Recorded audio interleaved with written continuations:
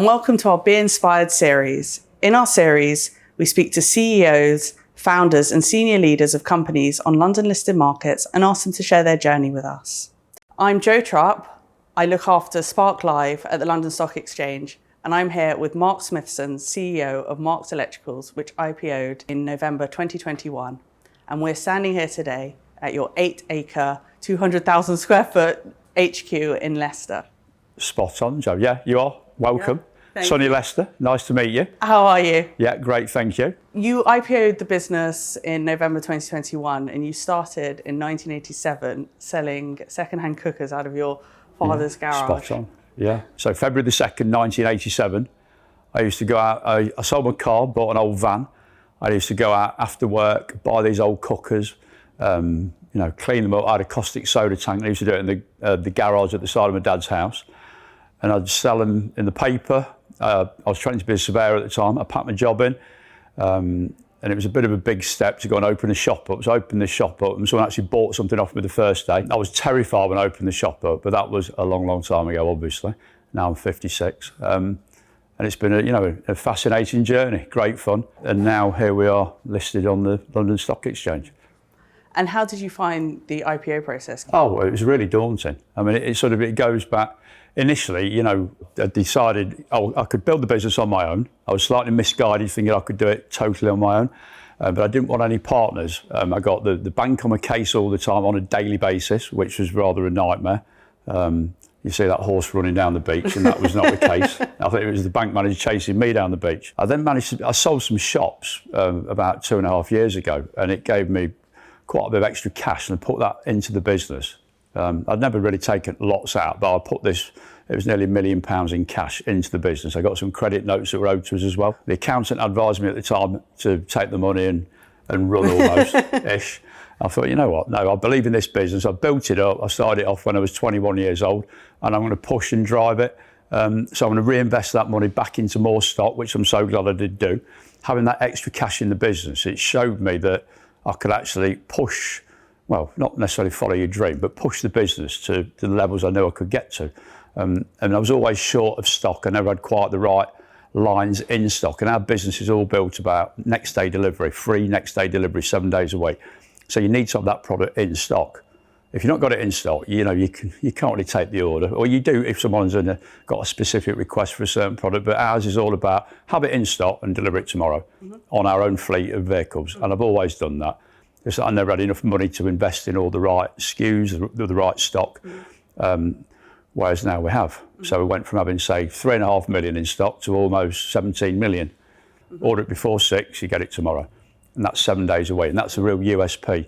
And having everyone under one roof on this site in Leicester, our HQ, it makes a massive difference. So you can, you probably say, I'll walk around the warehouse. Hi, Pete. Hi, Steve. What are you doing? Why have you loaded those like that? Why are you not doing it this way? So it's a real key part of the business, all being under one roof. But having that cash, it showed me that what I could actually do with driving the business to where I wanted to get to. But then I looked at maybe getting some PE money, private equity money. So I thought about that and I thought, I actually don't want any partners as such.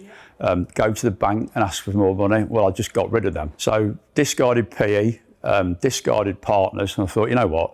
A friend of mine said, you should float your business. I was like, okay. I looked into it. I thought, you know what? Very, very daunting. I thought, how on earth am I going to go about that? I mean, the real key is getting a great CFO, which we've got. I've got Josh. But the key to having a CFO is one who's very good with investor relations. And I would never have known about that. You just think that the floating a company is the sort of thing that Lord so-and-so does and his son might go to market because his dad knows how to do it. Yeah. But it's nowhere near as difficult as you think it is. It's just a very daunting thought that you've got to do it. But you've got to apply yourself. You've got to listen to people. When they tell you something, you've got to understand it and go back and ask questions why. But if you start off with a great CFO, one who's got a lot of experience in IR, investor relations, that is a real key part of this business. You then go and select your broker, the banker that's going to float your bank. So you have to go through the process of picking which bank you want to go with. And they're all very similar on the rates that we're offering. You could do a bit of negotiation with them, as you can with anybody. So I got what I thought was a decent-ish deal. And it is quite a complex process because they know the right people to go and sell your business to. Yeah. And what did you learn from the IPO process? it taught me how to run a business. It gave us discipline. Going through that, it taught me the things that we weren't doing properly in the business. I mean, I thought our business was brilliant, but now it's a mega business and it's future-proof. So going back to the original question about half an hour ago when you asked me, like, why did you float? The reason for it was, I spent 35 years building this business. I wanted to build a business that would last forever. I always thought I could get to 500 million revenue or more. I got the business model in mind. I knew what I wanted to do, but I just hadn't got the cash to do it. So that was the real reason why we actually floated. Part of the fact you get some money as well. But, I was fine before we floated. The money thing doesn't necessarily change you. It just makes life easier. And that was always a big problem for me. The fact that I was always battling with the bank and suppliers. So I'd be having flash sales every weekend to try and get some cash in the bank to pay suppliers. And it was just difficult. Whereas now, everything's all done in a fashion. It's a lot more orderly. Your cash flow patterns are all worked out properly. Your stock forecasted properly. Whereas I was putting out one fire over here and a fire over there, and 1 minute I'd be working on the warehouse, then it'd be on the buying, then it'd be on the selling, then it'd be customer service, then it's on the sales team, then the driver. So you literally go from one to another. Whereas now we've got all these professional people that work for us, which is the real thing I didn't realise when you float your business. The massive benefit you get is that you can attract some real key talent to your business. And I love doing it, and it's great fun. I would recommend anyone thinking about listing to go for it. You're only here once. You certainly are. It's a great message. And how do you find running a public company versus a private company? More interesting. You're learning things that you would never, ever have learned. I mean, I could have carried on just running the business and doing very well, having a nice lifestyle, but you want it to last forever. That was what I wanted to do. I don't want to think I've spent all those years and then you put people in charge who aren't that bothered. They're bothered, but not as bothered as they actually should be. But running a PLC is great fun because everybody's driven with the same. They need to hit the sales targets, margins, etc., all the KPIs. The people you meet, the bankers and so like yourself and all the people you would never have met normally, who you thought were, like the untouchables. I'm a lad from Leicester. Just started off in a semi-detached house. That's where we used to live. So, and here you are running a PLC. So it just proves anyone can do it as long as you apply yourself.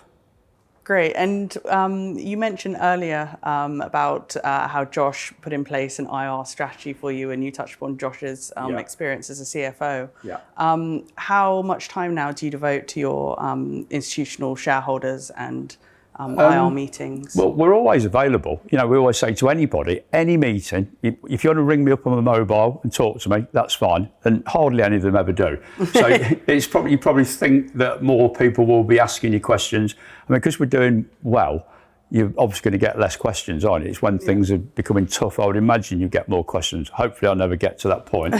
But no doubt that's when my phone will start burning.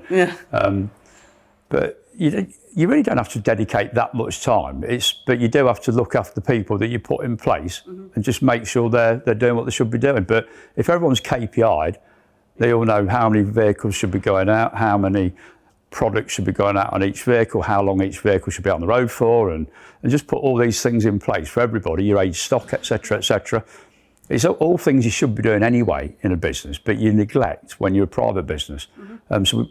Now we've got these people in place. I spend more time looking after them, but not a lot of time because they're very intelligent people. They don't need me breathing down the neck every 5 minutes.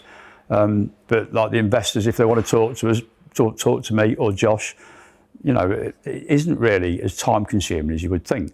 People probably scare you by telling you you'll be forever spending time talking to investors, but that's not the case. You get the right investors who they're not there just for 3 months and sell it. Because we don't want anyone like that. I know you need liquidity in your share value, but you actually need the right investors in your business who are there for the long run, who don't just want to look for a quick buck. Yeah.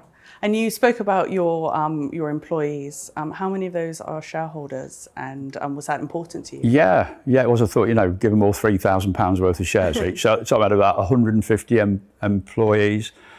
Now we've got just over 200, Joe. But yeah, you're giving people a part of the business, and all of a sudden you've got 150 managers running around the building, which is great. Yeah. They're all like, why are you doing that? Why are you doing that? And it's nice having people, so you're helping everyone, aren't you? Not just yourself. And that is very important with whatever you do, isn't it? Absolutely. Treat people the way you wish to be treated. Absolutely. And then just touching upon your retail shareholder base, how do you manage communications with retail shareholders? Yeah, I mean, we've done a few webinars where you get, say, 30 odd people or more on a webinar, and that's quite interesting. You know, they've all got questions to ask you. If you're in touch with your business, which you should be when you're running a PLC, you know all the numbers, so anyone can ask you anything, and it's fine. You sit there and go through your deck, your presentation that you've worked together. So Josh, predominantly, he works on it because he's the expert at that, and then he'll say, what about this, Mark? And we go through it and discuss it, and it's not as hard as you think. Like, again, you should know all this stuff anyway. It's your business, you built it.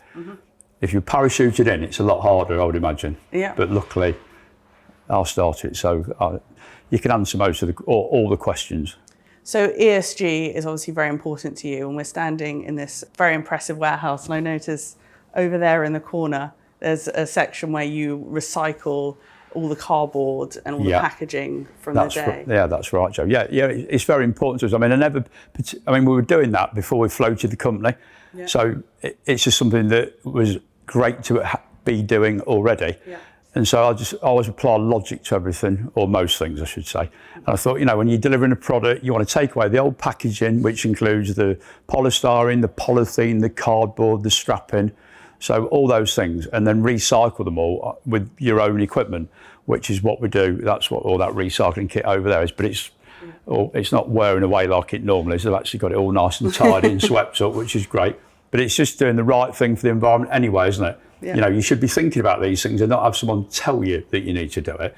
You should just go off and think, right, what would the customer like me to do? Well, okay, they'd like me to take away all the packaging and recycle it properly. So it is very important to us, and it's something that we should all be, you know, fully aware of and be responsible for recycling it all properly and effectively, and it saves the customer a problem, and, you know, they're happy they've got the new appliance and all the rubbish has gone, the old product's gone as well, so it's all taken away from them, and we dispose of it all and sell it on to third parties who then use it again, you know, and the packaging's all resold again for more appliances, which is great. And who inspires you, both professionally and personally? Interesting questions. A very close friend of mine I've known for 38 years who had been battling cancer for 6.5 years. Someone like that who still remains positive. And when you get out of bed and you start moaning and complaining about things, and this friend of mine has never, ever complained about anything, which I do think about all the time. And also said to me, your job is to make at least one person smile every day. Yeah. Which, it might sound a bit cheesy, but it's true. You know, you've got to treat people the way you wish to be treated. And it's made me wind my neck in over quite a lot of things when I think about that. You need to be, you know, nicer to people rather than just shouting at people. You know, no one deliberate does a bad job. And sometimes I think I perhaps go over the top a bit, but then thinking about things like that makes you just calm down a little bit and treat people in the way they should be treated. Josh is an inspiration. I've never met anyone who works as hard as him. And people who put themselves into training courses, for example, there was an incident the other day. I was walking through our warehouse, and one of the young lads who started when he was, I think it was about 18 years old here, and he was being pushed and shoved around a bit within the business, in the warehouse, because he was in quite a hostile environment.